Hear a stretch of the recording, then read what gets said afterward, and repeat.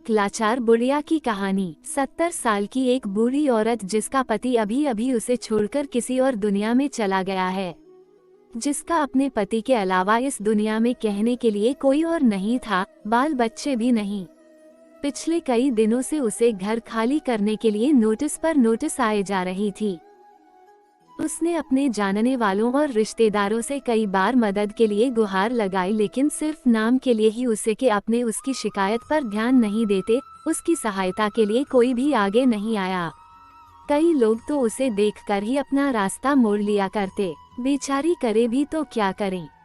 आखिरकार वह दिन भी जल्दी आ पहुंचा जब उसके फ्लैट के मालिक ने उसको फ्लैट खाली कराने के लिए उसके पास कुछ सिक्योरिटी वाले भेज दिए।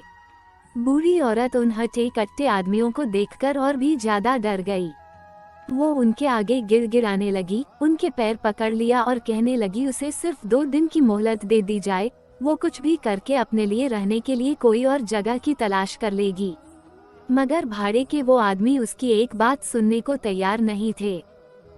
जब सिक्योरिटी वाले उस बूढ़ी औरत को धक्का मार के निकलने ही वाले होते हैं, तभी पीछे से एक आवाज आती है, खबरदार, जो इस अम्मा को किसी ने हाथ भी लगाया तो इन्हीं के घर से कोई नहीं निकाल सकता।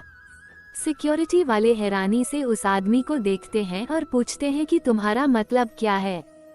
तब वह आदमी उस फ्लैट के पेपर दिखाता है जिन पर उसी बूढ़ी औरत का नाम होता है।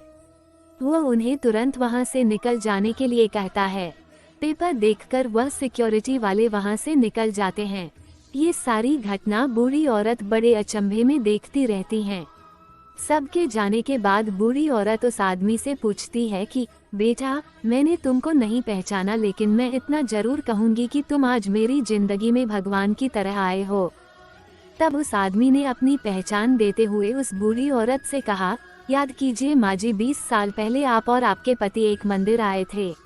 वहाँ पर एक छोटा बच्चा आपसे स्कूल में भर्ती होने के लिए भीख मांग रहा था। आपके पति ने तो ये कहकर आपको मना कर दिया था कि इसको पैसे मत देना, यह नशा कर लेगा, और आगे चले गए थे।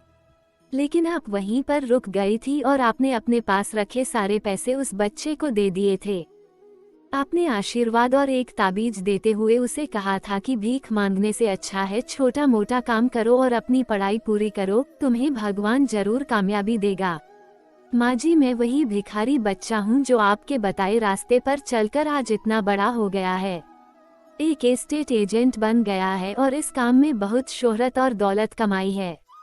इसी काम में मुझे इस बात की भी खबर रहती है कि किस दिन कौन सी प्रॉपर्टी खाली करवाई जाने वाली है।